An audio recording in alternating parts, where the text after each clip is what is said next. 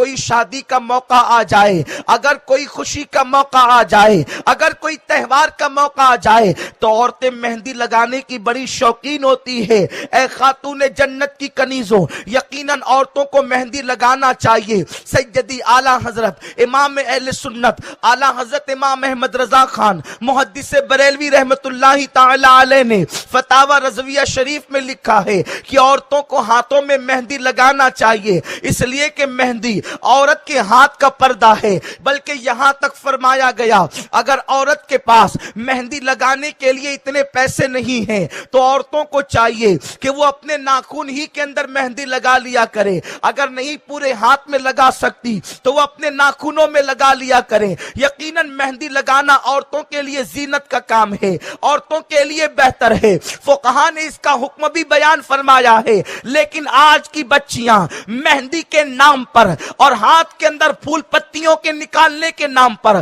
غیر مسلم لڑکوں کے پاس، فنکاروں کے پاس جاتی ہے اور اپنا ہاتھ ان کے ہاتھ میں دے کر ان کے ہاتھوں سے مہندی لگاتی ہے، اس لیے کہ عورتیں اور بچیاں شادی اور خوشی کے موقع پر بڑے بڑے فنکار تلاش کرتی ہے کہ کون فنکار ہے جو اچھے سے مہندی لگا سکتا ہے اور میرا ہاتھ سب سے خوبصورت نظر آ سکتا ہے۔ بلکہ اب تو مہندی ہتھیلی سے لے کر کے منگٹ تک اور وہاں سے لے کر کے معاذ اللہ کوہنیوں تک آج کی بچیاں مہندی لگوا رہی ہے، اور وہ بھی غیر محرم لڑکوں سے، وہ بھی غیر مسلم لڑکوں سے۔ مردوں سے تو مہندی لگانا حرام ہی تھا، اس کے باوجود بھی غیر مسلم لڑکوں سے مہندیاں لگوا رہی ہے۔ اے خاتون جنت کی کنیزوں، تم کیا سمجھتی ہو کہ تمہارا ہاتھ تھوڑے دن کے لیے خوبصورت نظر آئے گا؟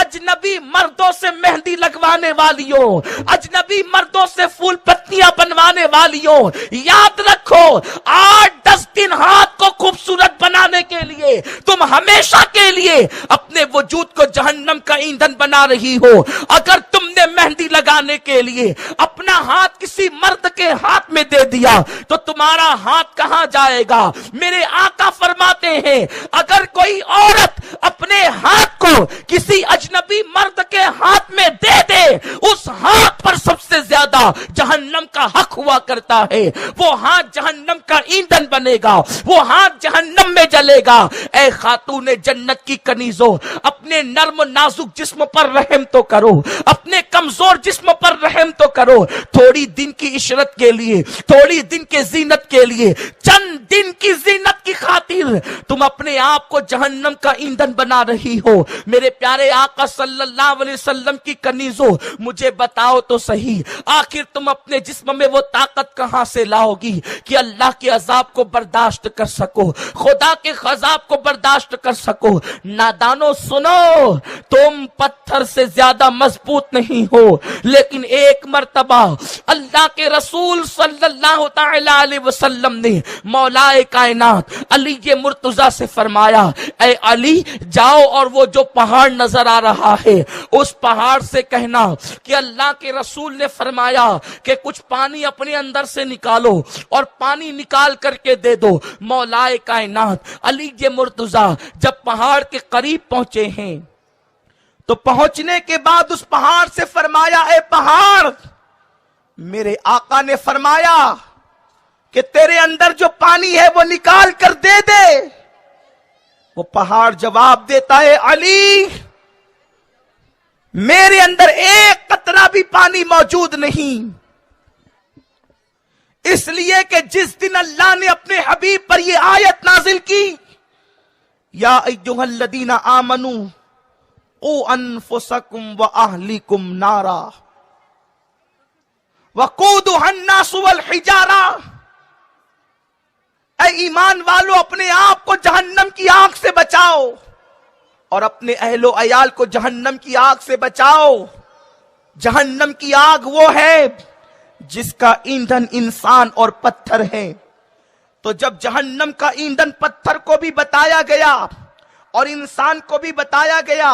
تو وہ پہاڑ کہتا ہے، میں اللہ کے خوف سے رونے لگا اور روتے روتے میرے سارے آنسو ختم ہو گئے۔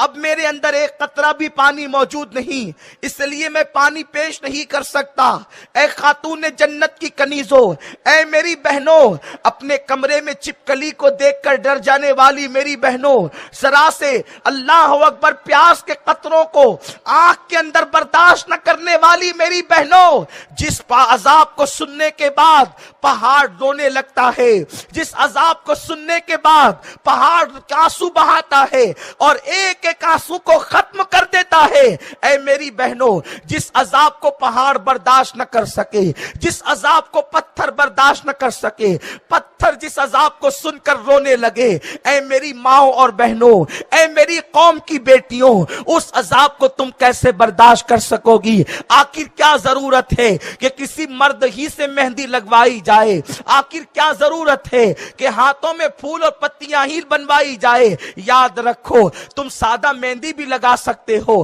اور زیادہ سے زیادہ اگر بہت شوقی ہے تو کسی لڑکی سے لگوائی جائے۔ لڑکوں سے مہندی لگوانا حرام ہے، اپنے ہاتھ کو جہنم میں جلانے کے مترادف ہے، اپنے آپ کو جہنم میں ڈالنے کے مترادف ہے۔ اے خاتون جنت کی کنیزوں، اپنے آپ پر